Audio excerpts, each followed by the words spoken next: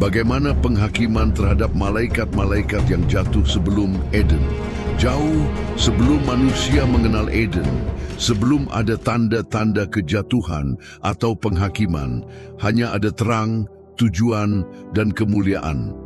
Dalam kesunyian kekekalan, bahkan sebelum ada permulaan untuk ciptaan yang terlihat, Tuhan telah menetapkan makhluk-makhluk rohani yang akan menghuni tempat-tempat yang tinggi.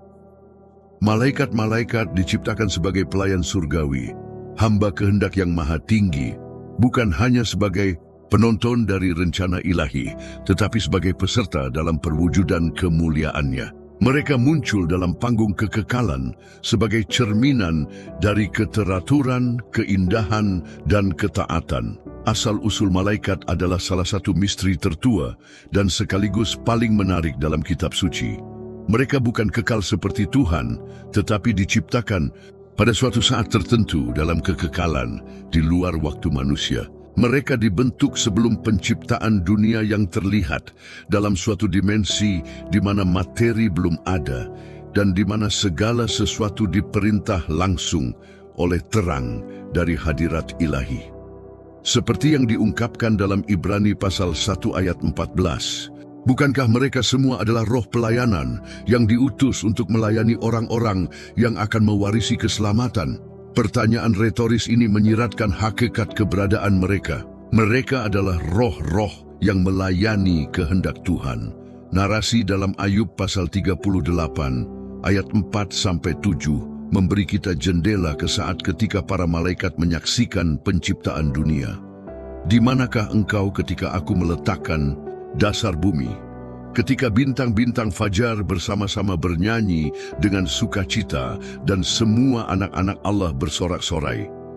Di sini kita memahami bahwa para malaikat sudah ada ketika Tuhan membentangkan langit seperti jubah dan menegakkan dasar alam semesta. Mereka melihat bumi muncul dari kekacauan purba, menyaksikan lautan dibatasi, cahaya-cahaya langit dinyalakan, dan batas-batas kehidupan ditetapkan.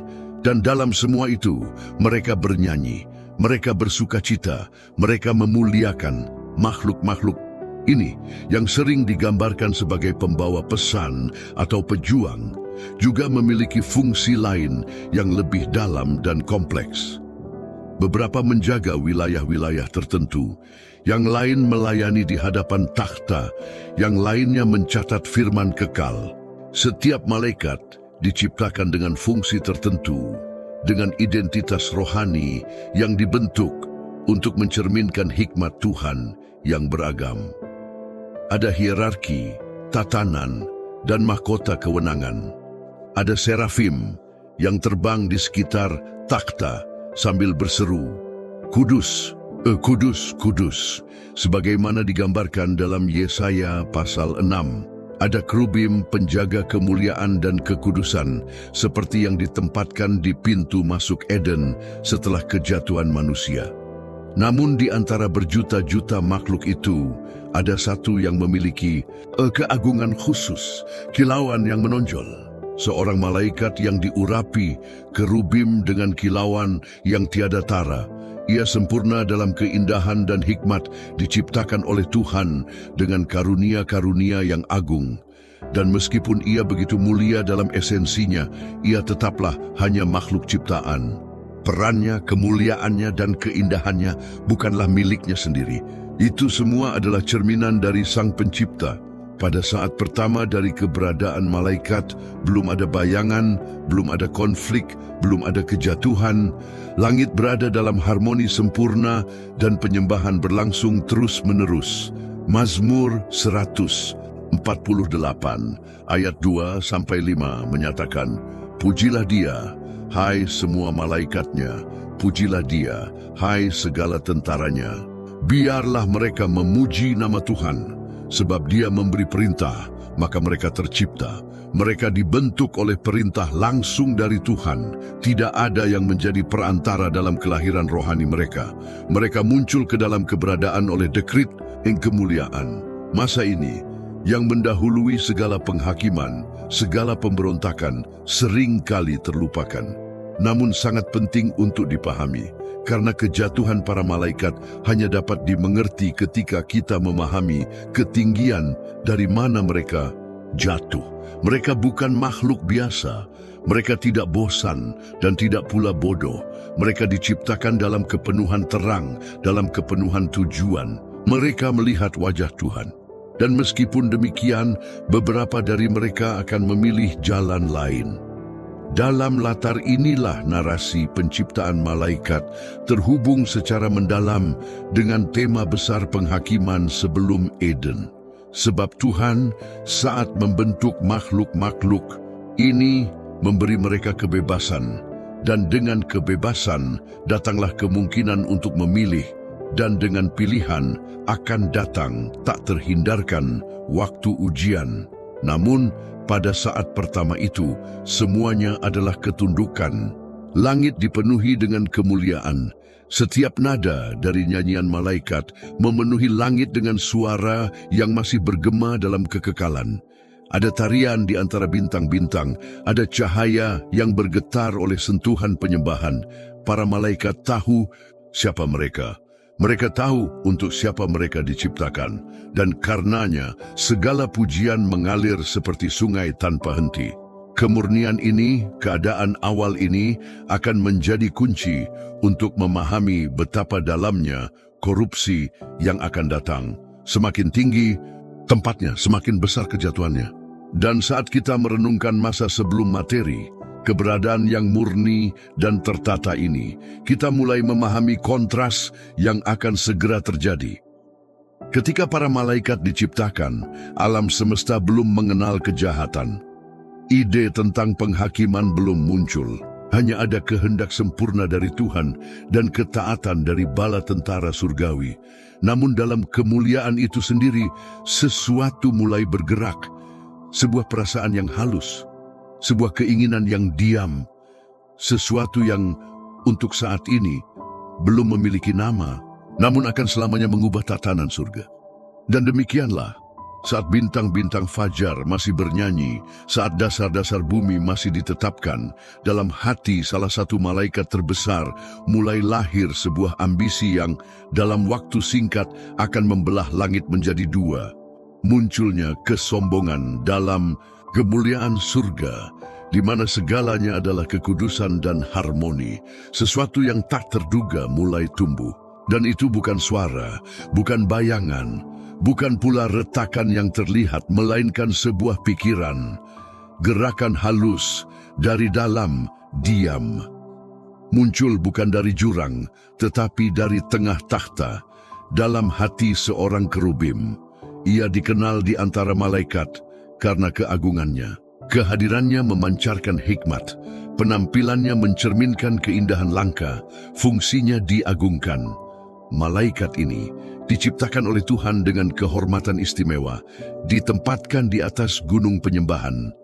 Ia berjalan di antara batu-batu berapi, sebagaimana dinyatakan dalam Yehezkiel pasal 28 ayat 14 dan disebut sebagai kerubim penjaga yang diurapi. Pakaiannya berkilauan dengan batu-batu mulia, sardonyx, topas, berlian, krisolit, onyx, yaspis, dan gerakannya sempurna sejak hari ia diciptakan.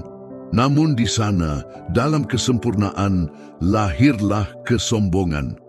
Kesombongan yang berbeda dengan dosa. Manusia tidak lahir dari kekurangan, melainkan dari kelimpahan. Kejatuhan para malaikat, terutama Lucifer, tidak dimulai karena kekurangan, tetapi karena kelebihan keindahan, kekuasaan, dan kedekatan. Ia tidak berada di pinggiran takhta, ia berada di hadapannya. Dan tetap saja, itu tidak cukup. Kitab Suci mengatakan dalam Yehezkiel pasal 28 ayat 17, hatimu menjadi sombong karena kecantikanmu, hikmatmu kau rusak demi kemegahanmu. Inilah akar dari konflik yang akan mengguncang langit, pengagungan diri sendiri. Seorang malaikat yang alih-alih memantulkan kemuliaan ingin memilikinya, alih-alih melayani takhta, ingin duduk di atasnya. Keinginan ini mulai mengambil bentuk. Ia mendapatkan suara. Yesaya pasal 14 ayat 12-14 mencatat niatnya. Aku akan naik ke langit, aku akan mendirikan takhtaku di atas bintang-bintang Allah, aku akan duduk di gunung pertemuan, aku akan menyamai yang maha tinggi. Di sini Lucifer mengungkapkan aspirasinya. Ia tidak ingin hanya dilihat, ia ingin disembah. Ia tidak ingin menjadi saluran kemuliaan ilahi, ia ingin menjadi sumbernya. Apa yang dulunya penundukan, kini menjadi pemberontakan. Namun kemunculan kesombongan ini bukan sekadar ledakan tiba-tiba. Itu adalah proses. Korupsi tidak meledak seketika, ia mengendap. Dimulai sebagai pikiran, kemudian menjadi keinginan, dan akhirnya niat yang dinyatakan. Malaikat itu mulai memandang dirinya sendiri, merenungkan kecantikannya, pengaruhnya, posisinya, dan kemudian penyembahannya menyimpang. Yang sebelumnya ditujukan kepada Sang Pencipta, kini diam-diam diarahkan kepada hatinya sendiri. Inilah titik di mana alam semesta rohani mengalami keretakan pertamanya. Lucifer bukan lagi pelayan terang, tetapi pembawa dirinya sendiri. Ia belum memberontak secara terbuka, tetapi telah menyimpang secara batin. Hati yang dulu berdetak untuk ketaatan, kini membara demi kenaikan. Kejatuhan ini tidak terjadi dalam waktu, melainkan dalam kekekalan. Dan karena itu, dampaknya kekal. Ironinya sangat dalam. Malaikat yang paling indah, yang paling dekat dengan kemuliaan, adalah yang pertama berpaling. Bukan karena tekanan eksternal, bukan karena godaan, tetapi karena kesombongan. Penghakiman terhadap malaikat-malaikat yang jatuh tidak dimulai dengan pedang, tetapi dengan perbandingan. Lucifer menakar cahayanya dan memutuskan bahwa itu sudah cukup. Ia menilai tempatnya dan menyimpulkan bahwa ia pantas mendapatkan lebih. Kesalahannya bukanlah melihat kemuliaannya, melainkan melupakan bahwa itu berasal dari Tuhan. Jenis kesombongan rohani seperti ini adalah yang paling berbahaya karena ia menyamar sebagai kebenaran, sebagai hak, sebagai keadilan. Lucifer tidak memberontak karena kebodohan. Ia mengenal keagungan yang maha tinggi. Namun tetap saja ia ingin menyamainya. Ia tidak ingin menggantikan Tuhan dengan dewa lain. Ia ingin dirinya sendiri menjadi pusat penyembahan. Kesalahan Lucifer adalah mencoba memiliki apa yang seharusnya hanya dipantulkan. Pelanggaran ini begitu dalam sehingga waktu pun tidak dapat mengukurnya. Alkitab tidak mencatat berapa hari atau momen yang berlalu antara penciptaannya dan korupsinya. Karena drama ini berlangsung di luar waktu, dalam suatu dimensi yang hanya Tuhan pahami sepenuhnya. Namun yang kita tahu adalah bahwa begitu keinginan ini mengakar, kejatuhan menjadi tak terhindarkan. Kesombongan tidak tinggal terbatas dalam hati Lucifer. Ia mulai menyebarkan idenya. Benih ego mulai tumbuh di hati malaikat lain. Ia tidak menggunakan ancaman, ia menggunakan pesona. Cahayanya menarik, hikmatnya memikat. Ia berbicara tentang kebebasan, tentang otonomi, tentang tatanan surgawi yang baru. Dan demikian, racun ketidakpuasan mulai menyebar di antara mereka yang sebelumnya hanya mengenal penyembahan. Pengaruh diam-diam ini akan menjadi asal mula dari pemberontakan yang akan datang. Namun, untuk saat ini belum ada perang, belum ada konfrontasi, hanya ketegangan yang tumbuh dalam hal-hal yang tak terlihat. Langit masih berjalan dalam jalurnya, tetapi sesuatu sudah tidak beres. Ketidakseimbangan rohani mulai terbentuk, harmoni melemah, dan tanda-tanda pertama perpecahan mulai muncul di antara pasukan surgawi.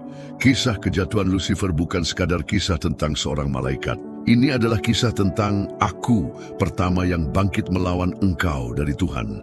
Lahirnya ego sebagai entitas mandiri, sebagai sumber kebenaran sendiri. Itu adalah pengenalan atas kedaulatan pribadi, di mana sebelumnya hanya ada ketundukan kudus. Dan inilah awal dari akhir. Tetapi Tuhan tidak terkejut.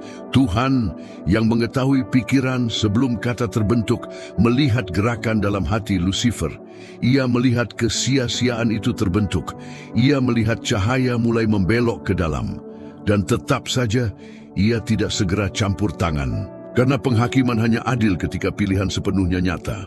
Tuhan mengizinkan niat itu tumbuh. Ambisi itu terbentuk agar pada saat yang tepat penghakiman menjadi tak terbantahkan. Dan demikianlah langit yang dulunya penuh harmoni menjadi panggung ketegangan rohani. Dia yang dulu dibentuk untuk menjaga, kemuliaan kini sedang menuju untuk mencemarkannya. Dia yang berjalan di antara batu-batu api kini menyiapkan tanah untuk menanam pemberontakan.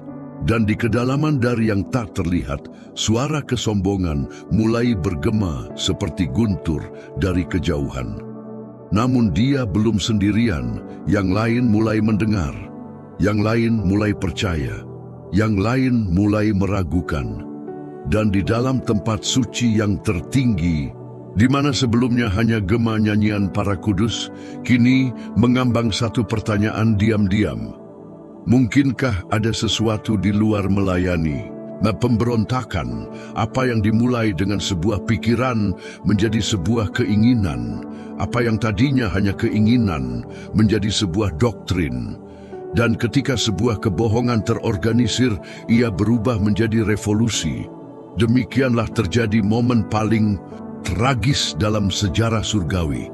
Pemberontakan yang menghancurkan langit. Kesombongan yang menyala di dalam hati Lucifer sudah bukan lagi rahasia. Sekarang itu telah menjadi wacana. Ia telah menjadi suara di antara para malaikat, pengaruh di antara bala tentara surga, dan ambisinya yang sebelumnya tersembunyi, kini memperoleh para pengikut. Ia tidak bangkit sendirian, dengan kelicikan, tanpa tergesa-gesa, ia menabur benih di telinga-telinga yang terbuka. Ia menjanjikan kebebasan, berbicara tentang kemuliaan yang lebih besar, tentang struktur surgawi yang tidak terlalu kaku, tentang masa depan di mana para malaikat memiliki lebih banyak otonomi, lebih banyak pilihan, lebih banyak cahaya sendiri. Ia tidak mengatakan bahwa ia ingin menghancurkan surga. Sebaliknya, ia berkata bahwa ia ingin mereformasinya. Inilah misteri terdalam dari pemberontakan spiritual. Ia jarang muncul sebagai kejahatan yang jelas. Ia bermula sebagai janji akan kebaikan yang lebih besar. Lucifer tidak berteriak melawan Tuhan. Ia hanya menyiratkan alternatif. Dan perlahan-lahan ia mulai mendapatkan tempat di antara mereka yang mengaguminya. Bukan karena kekuatan, tetapi karena pengaruh. Dan ketika pengaruh menyebar di antara para pelayan, sistem mulai runtuh. Alkitab mengungkapkan bahwa sepertiga dari bala tentara surgawi terseret bersamanya. Wahyu pasal 12 ayat 4 menunjukkan bahwa ekornya menyeret sepertiga dari bintang-bintang di langit dan melemparkannya ke bumi. Bahasa simbolis ini membawa bobot yang harfiah. Sepertiga malaikat memilih untuk mengikuti dia yang telah menyimpang dari terang. Sepertiga makhluk yang diciptakan untuk melayani, menyanyi, melindungi, dan menyembah, kini tergoda oleh tujuan baru. Mereka tidak dipaksa, mereka diyakinkan, dan rincian ini mengubah segalanya. Karena tidak ada paksaan, melainkan persekutuan. Lucifer tidak hanya menjadi pemimpin pemberontak, tetapi kepala dari sebuah usulan spiritual yang baru. Dan sejak saat itu, surga tidak lagi bersatu. Bala tentara yang sebelumnya bersinergi kini terpecah. Nyanyian tidak lagi bulat. Ada keheningan di mana dulu ada harmoni. Ada kekacauan di mana dulu ada keteraturan. Perpecahan spiritual ini tidak terjadi di sudut surga yang terlupakan. Ia terjadi di tengah takhta, di lorong-lorong di mana pujian mengalir. Di hadapan Dia yang melihat segalanya, Tuhan tidak menghentikannya, tidak ikut campur terlalu cepat. Karena sebelum penghakiman, datanglah pemisahan. Sebelum hukuman, datanglah ujian. Tuhan mengizinkan pemberontakan itu terbentuk agar perpecahan menjadi jelas sehingga tak seorang pun dapat berkata di masa depan bahwa ada keraguan terhadap keadilan penghakiman. Dan pada titik inilah pemberontakan menjadi kenyataan yang tidak bisa diubah. Hati Lucifer sudah tidak lagi menginginkan surga yang diciptakan Tuhan. Ia menginginkan surga sesuai citranya. Sebuah kerajaan di mana ia menjadi pusat, sebuah takhta di mana ucapannya adalah keputusan akhir. Dan mereka yang mengikutinya tidak lagi melayani terang, tetapi janji akan sesuatu yang baru, meskipun tidak jelas. Mereka mulai menolak bukan hanya pemerintahan Tuhan, tetapi sifat dari ketaatan, logika penyembahan, struktur kerajaan, pemberontakan. Di surga bukan hanya ketidaktaatan, itu adalah perpecahan kosmis, sebuah pelanggaran spiritual. Itu adalah momen ketika surga tidak lagi tak tersentuh, kesempurnaan telah tersentuh, kekudusan telah ditantang, bukan dengan senjata tetapi dengan ide, bukan dengan kehancuran tetapi dengan penyimpangan. Akar dari dosa manusia lahir di sana, bukan di bumi tetapi di surga, dan itu mengubah segalanya. Tuhan lalu memperhatikan, ia tidak ragu, ia dalam posisi, ia menunggu titik di mana kejahatan tidak bisa lagi disembunyikan.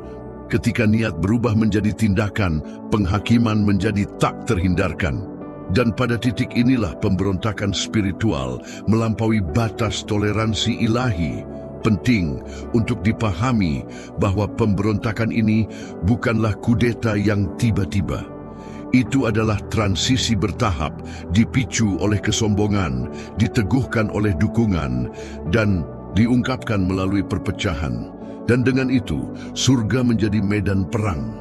Bukan secara fisik, belum, tapi secara spiritual. Tidak ada lagi kesatuan. Tidak ada lagi satu kehendak yang mengalir dari semua makhluk ke takhta. Sekarang ada dua kehendak yang bertentangan. Kehendak Tuhan dan kehendak Lucifer. Perpecahan ini menandai pengenalan akan kejahatan sebagai pilihan yang disadari. Sampai saat itu kejahatan tidak ada sebagai kekuatan yang aktif. Ia hanya ada sebagai kemungkinan. Tapi sekarang ia mewujud dalam bentuk ketidaktaatan kolektif. Dan alam semesta yang tak terlihat mulai merasakan gempa dari keretakan ini. Wilayah surgawi menyadari jurang yang mulai terbuka, dan para malaikat yang setia, yang tidak tergoda, menanti jawaban dari takhta. Petrus menggambarkan dalam suratnya yang kedua, pasal 2 ayat 4. Tuhan tidak menyayangkan malaikat-malaikat yang berbuat dosa, tetapi melemparkan mereka ke dalam neraka dan menyerahkan mereka ke dalam rantai-rantai kegelapan untuk ditahan sampai hari penghakiman. Pernyataan ini bukan sekadar hukuman, ini adalah wahyu tentang karakter Tuhan yang adil. Ia melihat, ia menunggu, ia menghakimi. Namun, pada saat dalam narasi ini, penghakiman belum diucapkan, pemberontakan sedang berlangsung. Para malaikat yang jatuh berada di sisi yang salah, namun masih aktif. Dan surga yang kini terbelah menantikan dekret yang akan datang. Sebuah perang mendekat, bukan karena balas dendam, tetapi demi keadilan. Bukan untuk perebutan kekuasaan, tetapi demi pemulihan tatanan. Langit yang sebelumnya bergema dengan pujian, kini mendengar suara-suara yang bertentangan. Gerbang kekekalan yang belum pernah ditantang, kini menghadapi sebuah pemberontakan. Dan takhta yang tetap tak tergoyahkan akan dibelah bukan dengan kekerasan, tetapi dengan kesetiaan. Dan kemudian saat bala tentara bersiap, saat bala surga mengambil posisi, sebuah nama muncul di antara para malaikat setia. Sebuah nama yang tidak bersinar seperti Lucifer, tetapi bergema dengan otoritas murni, Mikael. Ketika terang ditantang, kesetiaan harus bangkit. Ketika tatanan dilanggar, keadilan harus menjawab. Dan itulah yang terjadi. Pemberontakan itu bukan lagi diam, bukan lagi bayangan. Ia telah mengambil bentuk suara, tujuan, dan wilayah. Surga yang terbelah dalam strukturnya yang tak terlihat telah menjadi medan di ambang konfrontasi. bukan lagi perdebatan internal, bukan lagi ketegangan yang terus meningkat. Inilah saatnya keputusan, saatnya perang. Kitab Wahyu mengungkapkannya dengan jelas. Terjadilah peperangan di surga. Mikael dan malaikat-malaikatnya berperang melawan naga itu, dan naga itu serta malaikat-malaikatnya melawan mereka. Wahyu pasal 12 ayat 7. Peperangan ini bukan alegori, bukan fantasi teologis. Ini adalah kenyataan spiritual. Sebuah perang yang tidak dilancarkan dengan pedang yang ditempa, tetapi dengan otoritas, dengan kesetiaan, dengan firman dan kekudusan. Ini adalah konflik antara terang yang asli dan terang yang rusak, antara takhta yang sah dan takhta yang diinginkan, antara rencana kekal Tuhan dan ambisi sesaat Lucifer. Di pihak kesetiaan Mikael, namanya berarti siapakah yang seperti Tuhan, dan ini bukan sekadar pertanyaan retoris, tetapi deklarasi perlawanan. Mikael tidak muncul sebagai tokoh yang mencari kekuasaan, tetapi sebagai pembela kedaulatan ilahi. Ia tidak mengambil posisi untuk menaklukkan, tetapi untuk mempertahankan. Pedangnya yang menyala bukan simbol kehancuran, tetapi pemurnian. Mikael mewakili semangat, kehormatan, dan kesetiaan yang masih hidup di surga, bahkan di tengah pemberontakan terdalam. Naga itu yang kini sepenuhnya terungkap, bukan lagi malaikat terang yang berjalan di antara batu-batu berapi. Ia telah menjadi reformasi dari dirinya sendiri. Namanya bukan lagi Lucifer. Ia kini menyandang gelar kehancuran, musuh, penuduh, setan, ular tua. Dan bersamanya ada mereka yang berpihak pada perjuangannya. Malaikat yang tak lagi memuji tetapi menentang, roh-roh yang tak lagi melayani tetapi menantang. Perang spiritual ini tidak bisa dipahami melalui lensa perang manusia. Ini bukan tentang pasukan yang saling bentrok dengan kekuatan kasar. Ini tentang otoritas spiritual yang bertabrakan secara langsung. Mikael dan malaikat-malaikatnya tidak hanya bertahan dari serangan, mereka menghadapinya dengan keyakinan. Karena pada saat itu kerajaan kekal sedang dipertaruhkan. Keadilan harus menang dan kesetiaan harus berjuang. Dan perang ini bukan hanya antara makhluk, tetapi antara sifat, antara hakikat Tuhan dan keinginan akan kemandirian. Atmosfer surga berubah. Yang dulu adalah takhta, kini menjadi pengadilan. Yang dulu adalah nyanyian, kini menjadi teriakan pertempuran. Ruang-ruang spiritual menjadi zona konflik. Wilayah surgawi, yang dulu bergema dengan kesatuan, kini bergolak dengan suara perang yang tidak mencari wilayah, tetapi kebenaran. Pedang yang dipegang Mikael bersinar dengan kekudusan. Dan kekuatannya bukan berasal dari dirinya, tetapi dari Dia yang menetapkannya sebagai pangeran bala tentara surgawi. Nubuat itu digenapi di hadapan yang tak terlihat. Perang itu tidak berlangsung selama berabad-abad. Ia cepat, tepat, dan menentukan. Naga itu tidak menang. Wahyu pasal 12 ayat 8 menyatakan, tetapi mereka tidak menang dan tidak ada lagi tempat mereka di surga. Firman itu jelas. Kemenangan itu bukan hanya atas rencana pemberontakan, tetapi atas hak untuk tinggal. Mereka tidak hanya dikalahkan, mereka dicabut. Tindakan ini membawa beban yang dalam.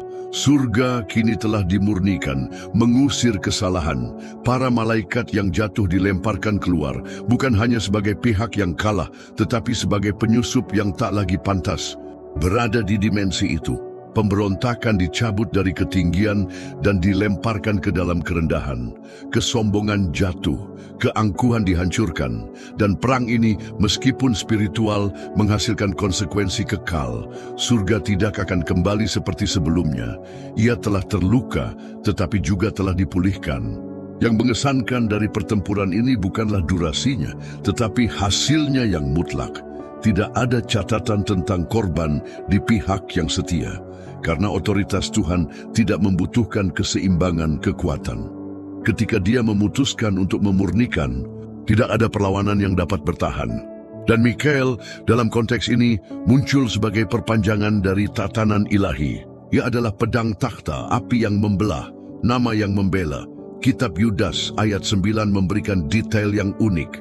Di sana, Mikhail digambarkan berselisih dengan iblis mengenai tubuh Musa. Dan meskipun adegan ini terjadi setelah pemberontakan surgawi, ia mengungkapkan karakter Mikhail. Ia tidak mengucapkan tuduhan atas namanya sendiri, tetapi hanya berkata, Tuhan yang menegurmu. Sikap ini mengungkapkan sesuatu yang berharga. Bahkan dalam perang, Mikhail tidak menyimpang dari sikap hormat. Bahkan dalam pertempuran, ia tetap menghormati otoritas yang maha tinggi. Dan ini menunjukkan bahwa dalam kerajaan, kekuatan bukanlah kemandirian. Itu adalah ketundukan yang bertanggung jawab. Perang spiritual di surga adalah pemisah zaman, menandai momen ketika kejahatan dilawan, bukan dengan kata-kata, tetapi dengan tindakan. Dan tindakan ini sah, tertib, kudus. Para malaikat yang jatuh saat kehilangan tempatnya, tidak hanya kehilangan posisi, mereka kehilangan hubungan dengan kemuliaan. Mereka kini seperti obor yang padam, masih ada, tetapi cahayanya telah rusak. Tujuan mereka telah terputus, dan keberadaan mereka kini menunjuk kepada penghakiman. Tidak ada cara untuk mengukur dampak dari pertempuran ini. Surga, bahkan dalam kesempurnaannya, menjadi panggung pertempuran. Ini menunjukkan kepada kita bahwa ketaatan bukanlah otomatis, bukan pula paksaan, itu adalah pilihan. Mikhail memilih untuk berjuang demi tatanan ilahi. Para malaikat yang setia memilih untuk tetap di bawah kehendak pencipta. Dan dengan itu kita diberitahu bahwa kerajaan Tuhan tidak ditegakkan dengan rasa takut, tetapi dengan kesetiaan yang sukarela. Inilah yang menjadikannya kekal. Dengan kemenangan Mikhail, sebuah tahap baru dimulai. Surga telah dimurnikan, tetapi kisah para malaikat yang jatuh belum berakhir. Mereka tidak dimusnahkan, mereka dilemparkan, dan di mana mereka kini tinggal, mereka menantikan hukuman, karena penghakiman itu masih akan datang. Dan sementara surga kembali bergetar dalam kesatuan, bumi dalam kesenyapan menjadi panggung berikutnya dari narasi ini. Tidak ada lagi konflik di surga, tetapi ada gema, sebuah pengingat, sebuah peringatan kekal bahwa bahkan dalam terang yang paling murni, pilihan tetap ada, dan bahwa kerajaan yang maha tinggi tidak dibangun dari dominasi, tetapi dari ketaatan yang penuh cinta. Mikhail kembali ke posisinya, takhta tetap tak tergoyahkan, dan mata Tuhan kini tertuju pada bab berikutnya dari rencana kekalnya. Dan dalam jeda sakral ini, di bawah langit yang telah dipulihkan, Tuhan mulai merancang sesuatu yang baru, sesuatu yang belum pernah ada, sesuatu yang akan bernapas, berjalan, dan membawa gambarnya. Manusia, penghakiman. Pertama, pertempuran telah usai. Surga yang sebelumnya dalam ketegangan, kini beristirahat dalam pemulihan. Mikhail telah kembali ke posisinya. Bala tentara yang setia kini lebih bersatu dari sebelumnya, kembali kepada pujian kekal. Tetapi ada kekosongan, sebuah ruang yang ditinggalkan oleh mereka yang jatuh. Bukan sekadar ketidakhadiran, tetapi keretakan. Mereka yang telah dilemparkan dari hadirat Tuhan tidak lenyap. Mereka masih ada, telah rusak, telah dilucuti, tetapi sadar. Dan untuk mereka, sebuah dekret akan segera diucapkan. Penghakiman Tuhan tidak terlambat, tetapi juga tidak terburu-buru. Ia adil dalam waktu dan ukuran. Karena itu, bahkan di hadapan pemberontakan sebesar ini, penghakiman terhadap malaikat-malaikat yang jatuh ditetapkan bukan hanya sebagai hukuman, tetapi sebagai penegasan kekal atas keadilannya. Pemberontakan menuntut jawaban, dan jawaban itu akan datang bukan sebagai ledakan, tetapi sebagai vonis. Sebuah vonis yang akan menyegel nasib mereka yang meskipun diciptakan dalam terang, memilih kegelapan.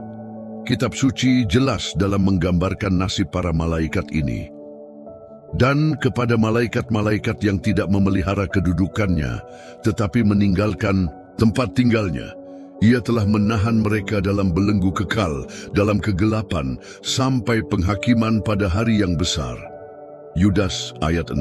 Penghakiman ilahi bukan sekadar tindakan pengusiran. Itu adalah pengurungan, itu adalah pemenjaraan. Sebuah penjara yang tidak diukur dengan jeruji yang terlihat, tetapi dengan meterai kekal. Mereka dilemparkan ke dalam jurang kegelapan. Bukan dimusnahkan, tetapi ditahan. Wilayah-wilayah ini, yang dalam tradisi disebut sebagai Tartaros, tidak dapat diakses oleh mata manusia maupun oleh kekuatan rohani yang tidak diizinkan. Ini adalah ruang di luar waktu fisik, di mana Tuhan sendiri menetapkan batas yang bahkan makhluk rohani pun tidak dapat lewati. Petrus menulis dalam suratnya yang kedua, pasal 2, ayat 4.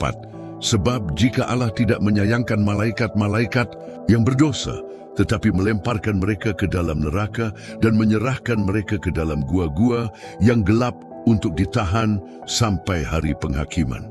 Kata yang digunakan di sana, neraka, dalam bahasa Yunani asli adalah Tartaros, menunjukkan tempat tertentu dan dalam di alam rohani yang diciptakan hanya untuk menahan makhluk-makhluk semacam itu. Penjara ini bukan simbolis, ia nyata.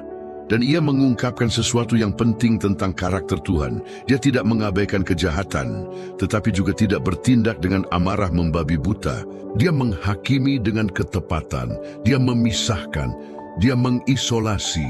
Dia menjaga keseimbangan kerajaan, bahkan saat ada keretakan. Dan dengan melakukan itu, dia memastikan bahwa keadilan bukan hanya ideal, tetapi kenyataan yang aktif di setiap tingkat ciptaan. Penghakiman terhadap malaikat-malaikat yang jatuh berbeda dari penghakiman akhir atas manusia. Mereka tidak diciptakan menurut gambar Allah, juga tidak menerima janji penebusan. Tidak ada Injil untuk malaikat, tidak ada salib bagi mereka yang diciptakan hanya untuk melayani. Kejatuhan mereka bukan karena ketidaktahuan, tetapi dalam terang penuh. Mereka telah melihat kemuliaan, telah tinggal dalam hadirat, telah mendengar suaranya, dan meskipun demikian memilih memberontak. Ini menjadikan kesalahan mereka tak terbantahkan. Tidak ada argumen, tidak ada pembelaan, tidak ada banding, hanya kutukan. Pada saat mereka dilemparkan ke dalam jurang, meterai-meterai telah ditempatkan. Meterai yang menunjukkan bahwa mereka disimpan untuk suatu penghakiman yang masih akan datang, tetapi yang secara rohani telah ditetapkan. Ini berarti bahwa kehancuran mereka sepenuhnya masih di masa depan, tetapi penghukuman mereka sudah dipastikan. Mereka hidup di bawah bayang-bayang vonis. Mereka bernapas dengan kesadaran bahwa hukuman mereka tidak akan ditinjau ulang. Mereka adalah tahanan dari pilihan mereka sendiri. Mereka merasakan waktu berlalu, bukan dalam hitungan hari, tetapi dalam kekekalan. Para malaikat yang jatuh ini terbagi dalam berbagai peran. Beberapa di penjara, menunggu penghakiman, seperti yang kita baca dalam surat Yudas. Yang lainnya, dengan izin Tuhan, masih beroperasi di bumi, berfungsi sebagai kuasa-kuasa, penguasa-penguasa, roh-roh jahat di udara, sebagaimana Efesus pasal 6 ayat 12. Mereka tidak lolos dari penghakiman, tetapi ditugaskan dalam fungsi tertentu, dalam rencana Tuhan yang berdaulat, sebagai bagian dari permainan yang sudah divonis dalam papan yang bergerak menuju akhir. Penjara bagi mereka yang ditahan adalah pengingat konstan atas otoritas ilahi. Jurang-jurang rohani ini seperti pengadilan-pengadilan surgawi yang telah menyegel nasib mereka yang berani naik. Dan pada titik inilah kita memahami keseimbangan dari narasi Alkitab. Surga tidak lupa, takhta tidak mengabaikan, dan pemberontakan tidak dibiarkan tanpa hukuman. Tuhan tidak menutup mata, Dia menyegel, Dia menyimpan, Dia mengutuk. Realitas ini menunjukkan kepada kita sebuah dimensi spiritual yang sering kita abaikan. Kita hidup di alam semesta di mana ada makhluk-makhluk yang dipenjara sejak sebelum dunia dijadikan. makhluk-makhluk yang pernah berjalan di antara batu-batu berapi, yang pernah melihat kemilau ciptaan, yang menyanyi di awal segalanya. Dan kini, mereka terkurung dalam kegelapan menanti saat penghakiman terakhir. Ciptaan terus berjalan, tetapi mereka tetap diam dalam penantian tanpa kehendak, dalam keheningan penderitaan yang sadar. Keadilan Tuhan dalam konteks ini tidak terwujud dengan tontonan, tetapi dengan keteraturan. Ia tidak perlu menghancurkan untuk menegakkan kekuasaan. Ia hanya perlu mengurung. Dan ini menunjukkan kepada kita jenis kekuasaan yang mengatur kerajaan, bukan kekuatan brutal, tetapi otoritas mutlak. Tuhan tidak perlu berteriak, Dia menyegel, tidak perlu memohon, Dia memutuskan. Dan ketika Dia memutuskan, bahkan para malaikat pun gemetar. Dalam penghakiman ini juga ditetapkan sebuah prinsip spiritual yang tak dapat diubah, kekudusan dilindungi. Surga bisa diserang, tetapi tidak pernah bisa dikuasai. Bisa ditantang, tetapi tidak pernah dikalahkan. Tuhan mengizinkan pemberontakan, tetapi tidak menerima keberlangsungannya. Dia mengizinkan pertempuran, tetapi tidak mentolerir perpecahan. Penghakiman adalah jawaban yang sempurna, tanpa berlebihan, tanpa kelalaian. Dengan memahami penghakiman terhadap malaikat-malaikat yang jatuh ini, kita juga memahami dasar dari semua penghakiman yang datang kemudian. Karena jika Tuhan sendiri tidak menyayangkan malaikat, bagaimana mungkin Dia akan menyayangkan kefasikan manusia yang menolak kebenarannya? Seperti yang dikatakan Rasul Paulus dalam Roma pasal 11 ayat 22, karena itu perhatikanlah kebaikan dan kekerasan Allah. Kebaikan kepada mereka yang tetap tinggal, kekerasan kepada mereka yang jatuh. Namun bahkan di tengah kenyataan ini, ada sesuatu yang lebih dalam. Kerajaan tidak kehilangan kemilaunya. Tuhan tidak dikurangi oleh pemberontakan. Takhta tidak ternoda oleh penghakiman. Sebaliknya, kekudusan ditegaskan kembali. Ketertiban dipulihkan, dan surga kini telah dimurnikan, bersiap untuk langkah selanjutnya. Karena rencana kekal terus berlanjut, dan kerajaan meskipun ditandai oleh konflik tetap melangkah menuju penebusan yang sempurna. Dan sementara malaikat-malaikat yang jatuh di penjara di kedalaman yang tak terlihat, dalam ruang antara kekekalan yang lampau dan penciptaan dunia, Tuhan mengarahkan pandangannya kepada ciptaan yang baru. Sesuatu yang akan mencerminkan bukan hanya kemuliaannya, tetapi juga gambarnya. Sesuatu yang akan lahir dalam alam semesta di mana perang rohani telah terjadi. Sesuatu yang akan memerlukan pilihan, ketaatan, iman. Dan kemudian di tengah gema, rantai yang menyegel mereka yang jatuh, Tuhan mulai membentuk manusia, penciptaan manusia dalam alam semesta yang terluka.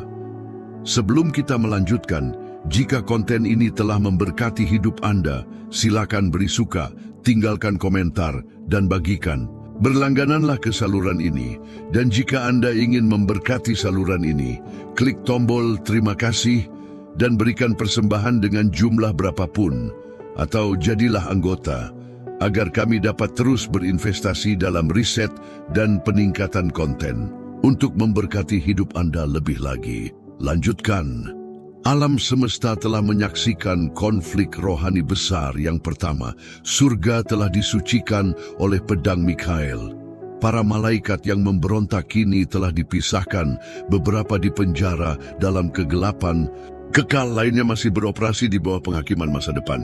Kerajaan telah mengembalikan ketertibannya, tetapi kain kekekalan kini membawa luka yang tak terlihat. Kejahatan ada, pemberontakan telah terjadi. Perpecahan telah meninggalkan bekas di kosmos. Dalam konteks inilah, bukan dari kepolosan mutlak, tetapi dari alam semesta yang telah ditandai oleh konflik surgawi, Tuhan memutuskan untuk menciptakan sesuatu yang baru.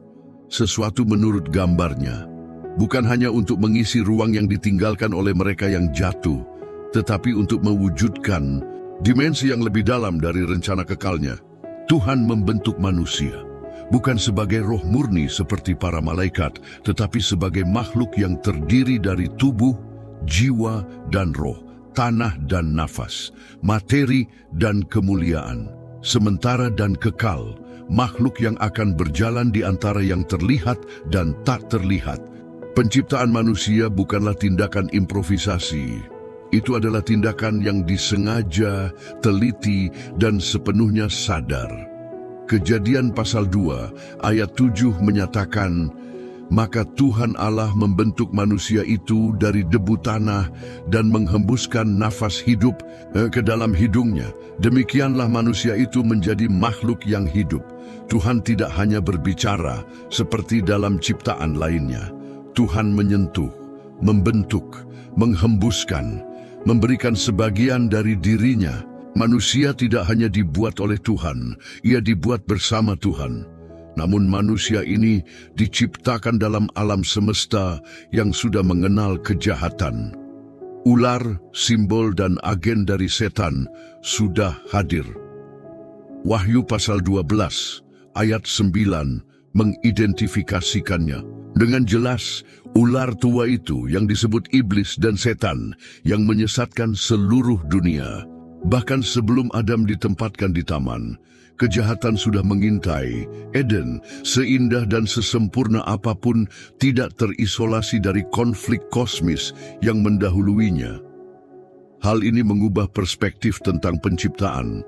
Tuhan tidak menciptakan manusia dalam keadaan netral. Ia menciptakannya di medan pilihan. Kehendak bebas manusia bukanlah kemewahan, itu adalah kebutuhan dalam menghadapi skenario rohani yang sudah bergerak. Manusia lahir dalam alam semesta di mana terang dan gelap sudah berada dalam jalur tabrakan. Dan misinya jelas, menjaga, mengusahakan, dan taat. Taman Eden bukan hanya tempat yang indah, itu adalah tempat ujian. Sebuah tempat kudus dengan kebebasan dan batasan. Kejadian pasal 2 ayat 8 dan 9 menggambarkan bahwa Tuhan Allah menanam suatu taman di Eden. Dan dari tanah itu Tuhan menumbuhkan berbagai pohon yang menarik dan yang baik untuk dimakan buahnya dan pohon kehidupan. Di tengah-tengah taman itu serta pohon pengetahuan tentang yang baik dan yang jahat. Kedua pohon ini mengungkapkan konflik utama.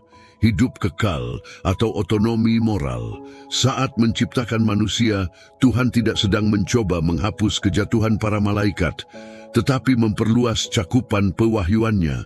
Dengan para malaikat hanya ada pelayanan, dengan manusia akan ada persekutuan, dan persekutuan itu hanya bisa nyata jika ada pilihan. Pohon pengetahuan tentang yang baik dan yang jahat bukanlah jebakan. Itu adalah simbol kebebasan. Tuhan tidak menginginkan robot rohani. Dia menginginkan anak-anak, makhluk yang mampu mengasihi, memilih, bertahan. Dan karena itu, Ia menempatkan di hadapan mereka bukan hanya berkat, tetapi juga kemungkinan kutuk. Kehadiran ular di Eden, jauh dari kelalaian, adalah bagian dari rencana. Ia mewakili kelanjutan drama surgawi yang kini hadir di bumi. Perang rohani yang dimulai di tempat tinggi kini turun ke bumi, dan manusia akan menjadi titik pertemuan antara dua sifat. Ular tidak muncul secara kebetulan. Ia sudah menunggu, diam, sabar, tetapi sepenuhnya aktif. Realitas rohani ini menegaskan kebesaran panggilan manusia. Adam bukan hanya seorang tukang kebun, ia adalah penjaga. Hawa bukan hanya pendamping. Ia adalah bagian dari strategi ilahi untuk memperbanyak gambar Tuhan di dunia. Perintahnya jelas, beranak cuculah dan bertambah banyak, penuhilah bumi dan taklukkanlah itu. Kejadian pasal 1, ayat 28. Manusia harus memperluas kemuliaan Tuhan dari Eden. Tetapi untuk itu, mereka harus mampu menolak tipu daya yang telah mengalahkan sepertiga dari para malaikat. Kejatuhan Lucifer menjadi latar belakang rohani dari pertempuran yang akan dihadapi Adam. Tetapi manusia tidak jatuh seperti para malaikat.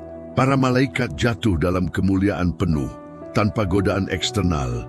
Manusia jatuh karena rayuan, karena penyesatan, dan itu membuat perbedaan besar, karena di mana para malaikat yang jatuh menerima penghakiman langsung dan tak terbalikkan, kepada manusia akan ditawarkan penebusan. Meski begitu, masuknya dosa ke dalam dunia manusia mengungkapkan kedalaman luka semesta. Ular dengan kelicikannya menyerang titik sentral dari tatanan ilahi, kepercayaan. Ia tidak menyangkal Tuhan, ia memutarbalikkan. Apakah benar Allah berfirman, Kejadian pasal 3 ayat 1, pola yang sama dari pemberontakan di surga kini diulang di bumi. Pertanyaan otonomi keinginan menjadi seperti Tuhan. Ketika Adam dan Hawa memakan buah itu, alam semesta merespons. Bukan hanya taman, tetapi seluruh ciptaan disentuh. Alkitab menyatakan bahwa seluruh ciptaan mengeluh, menantikan penebusan. Roma pasal 8 ayat 22. Karena dosa manusia bukan hanya kesalahan moral, itu adalah gema dari pemberontakan sebelumnya. Kemanusiaan kini berbagi luka rohani yang dimulai dengan para malaikat yang jatuh dan pada saat yang sama menjadi pusat dari rencana penebusan. Namun, bahkan di tengah kejatuhan, sesuatu tetap terjaga. Tuhan tetap hadir. Dia datang ke taman, dia memanggil, dia menegur, dia menutupi, dia tidak menghapus manusia, dia mendidik. Karena berbeda dengan para malaikat, manusia masih berada dalam kisah, masih bisa ditebus, masih bisa memilih. Salib yang belum dinyatakan sudah menjadi kepastian dalam pikiran Tuhan. Anak domba telah disiapkan sejak sebelum dunia dijadikan. Penciptaan manusia dalam alam semesta yang terluka ini mengajarkan kita bahwa hidup Kristiani tidak dimulai di taman. Itu dimulai dalam pertempuran. Eden adalah pengantar bagi realitas rohani. Apa yang terjadi sebelum Eden membentuk apa yang terjadi sesudahnya. Dan memahami hal ini sangat penting untuk memahami perlunya ketaatan, kewaspadaan, dan iman. Manusia bukan korban kejahatan. Ia dipanggil untuk melawan. Saat membentuk manusia, Tuhan sedang berkata kepada alam semesta, "Aku masih menulis kisah ini." Para malaikat telah jatuh, tetapi tidak menang. Ular berbicara, tetapi tidak memerintah. Kejatuhan telah terjadi, tetapi rencana tetap berjalan. Dan dalam rencana itu, manusia lebih dari sekadar debu. Ia adalah janji, tetapi janji ini akan diuji. Dan bumi yang masih segar dalam penciptaannya segera akan menjadi panggung bagi sebuah hukuman baru. Karena Dia yang telah bangkit melawan surga, kini berjalan di atas bumi. Dan waktu penghakiman, meskipun ditunda, kini mendekat sekali lagi. Manusia jatuh tetapi akan bangkit, sedangkan para malaikat menanti hari di mana mereka akan dihakimi olehnya. Hari saat kita akan menghakimi para malaikat. Di antara gema Eden dan bisikan wilayah-wilayah surgawi, terdapat sebuah kebenaran yang sunyi, mendalam, dan seringkali dilupakan. Penghakiman terakhir atas para malaikat yang jatuh tidak akan diumumkan. Hanya dari takhta ilahi, tetapi juga akan memiliki saksi dan peserta, mereka yang telah diselamatkan dari bumi. Mereka yang meskipun hidup di dunia yang rusak tetap teguh. Mereka yang telah ditebus oleh darah anak domba dan dimuliakan untuk kekekalan. Dan kebenaran ini yang tampak jauh diungkapkan dengan jelas oleh Paulus dalam surat pertamanya kepada jemaat di Korintus. Tidakkah kamu tahu bahwa kita akan menghakimi malaikat-malaikat? Pasal 6 ayat 3. Pernyataan ini membawa bobot kosmis. Manusia yang diciptakan menurut gambar Allah dan dibentuk setelah penghakiman atas para malaikat yang memberontak, kini menjadi bagian dari jawaban akhir atas pemberontakan surgawi. Ia tidak hanya akan menjadi saksi, ia akan berpartisipasi dalam penghakiman itu. Keadilan Allah yang selalu sempurna kini akan mencakup orang-orang yang telah dibenarkan sebagai bagian dari majelis pengadilan. Dan majelis ini bukan terdiri dari dewa-dewa, bukan dari penguasa-penguasa, tetapi dari anak-anak. Wahyu ini memperluas pemahaman kita tentang rencana ilahi. Manusia yang pada awalnya tampak lebih kecil dari malaikat, lebih lemah, lebih rentan, lebih mudah jatuh, kini ditinggikan ke posisi yang bahkan tidak dapat dibayangkan oleh para malaikat yang jatuh. Takhta Allah tetap menjadi pusat penghakiman, tetapi di sekelilingnya, para orang kudus yang telah dimuliakan akan menjalankan otoritas. Bukan dengan penghakiman sendiri, tetapi dengan kebijaksanaan yang diberikan oleh Roh, dengan pikiran Kristus, dengan keadilan Sang Adil. Penghakiman ini tidak akan didorong oleh balas dendam. Itu akan menjadi ekspresi kesetiaan. Mereka yang telah menolak tipu daya ular, mereka yang menjaga iman, mereka yang memilih anak domba, merekalah yang suatu hari akan duduk untuk menghakimi mereka yang lebih dahulu memilih pemberontakan. Bukan karena jasa mereka sendiri, tetapi karena anugerah. Bukan karena kemampuan, tetapi karena janji. Partisipasi orang-orang kudus dalam penghakiman ini bukanlah metafora, itu adalah nubuat. Dan nubuat ini kembali kepada gagasan bahwa kerajaan Allah selalu merencanakan untuk memulihkan segalanya. Bukan hanya menghukum yang bersalah, tetapi meninggikan yang setia. Dan dengan menempatkan orang-orang yang telah ditebus sebagai bagian dari penghakiman atas para malaikat, Allah tidak hanya memperbaiki pemberontakan, Ia membalikkan klaimnya. Karena para malaikat yang jatuh, yang menghina ketaatan dan mengejar kekuasaan kini akan dihakimi oleh mereka yang memilih untuk melayani. Pembalikan spiritual ini adalah salah satu ciri kerajaan. Yang terakhir menjadi yang pertama, pelayan memerintah. Yang rendah hati ditinggikan, dan mereka yang telah diremehkan oleh dunia kini menjadi ahli waris bersama Kristus. Pertanyaan yang diajukan Paulus, tidakkah kamu tahu bahwa kita akan menghakimi malaikat-malaikat? Bukanlah sebuah rasa ingin tahu, itu adalah panggilan, sebuah ajakan menuju kedewasaan. Sebuah pengingat bahwa perjuangan kita saat ini bukanlah kecil, bahwa misi rohani kita bersifat kekal, bahwa identitas kita di dalam Kristus lebih besar dari yang bisa kita pahami, dan bahwa takdir kita dalam kemuliaan terkait erat dengan pernyataan terakhir dari keadilan Allah.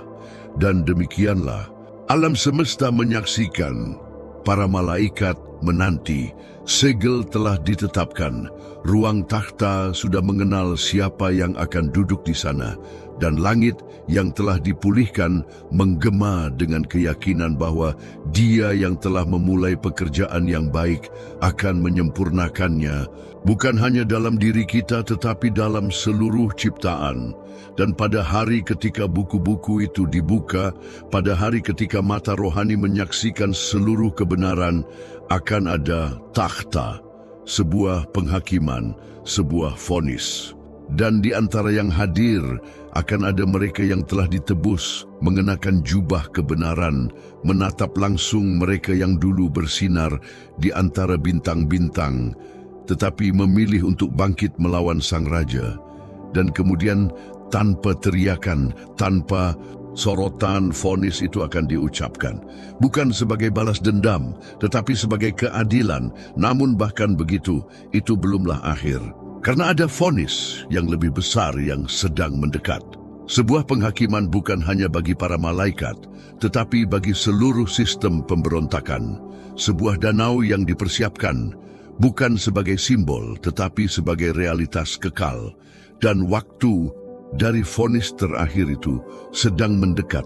Kisah yang melintasi langit dan turun ke bumi bukan hanya tentang kejatuhan para malaikat atau tentang penghakiman yang disediakan bagi mereka yang memberontak. Itu yang terpenting adalah tentang Allah yang tidak pernah kehilangan kendali, bahkan ketika terang menjadi bayangan. Allah yang tetap adil, bahkan ketika takhtanya ditantang. Allah yang di hadapan ketidaktaatan dari makhluk surgawi pertama, memutuskan bukan hanya untuk menghakimi, tetapi untuk menebus. Dan dalam rencana kekal itu, kita telah disertakan. diciptakan dalam alam semesta yang telah terluka, dipanggil untuk berjalan di antara bayang-bayang dengan mata yang tertuju pada terang. Ditempatkan di antara pertempuran yang tak terlihat dengan misi yang melampaui waktu kita. Kita lebih dari sekadar penonton. Kita adalah bagian dari kerajaan yang akan menang. Setiap bab dari narasi ini mengingatkan kita bahwa keadilan tidak gagal, bahwa kejahatan tidak menang, dan bahwa kebenaran akan dinyatakan pada waktu yang tepat. Suatu hari, setiap makhluk rohani akan dihakimi, dan di antara mereka yang akan duduk dalam kehormatan adalah mereka yang telah dijangkau oleh anugerah. Mereka yang bahkan di tengah penderitaan memilih untuk bertahan.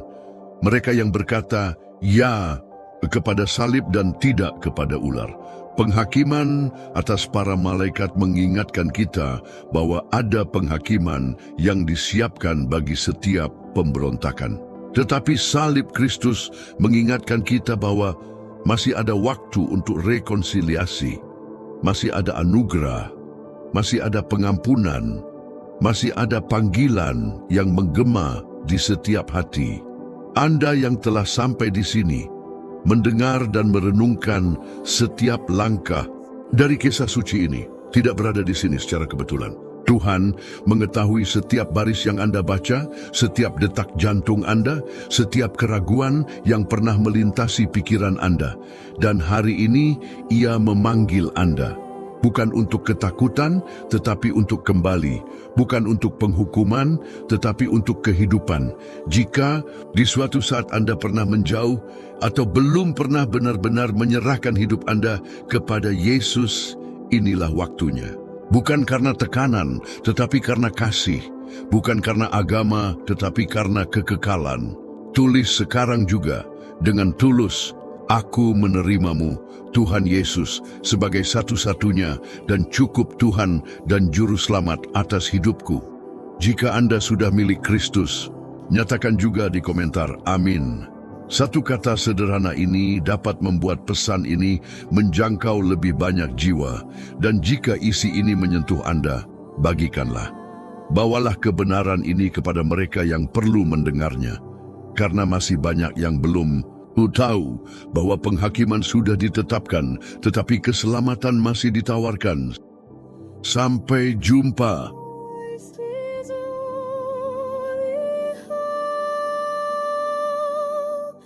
Your Christ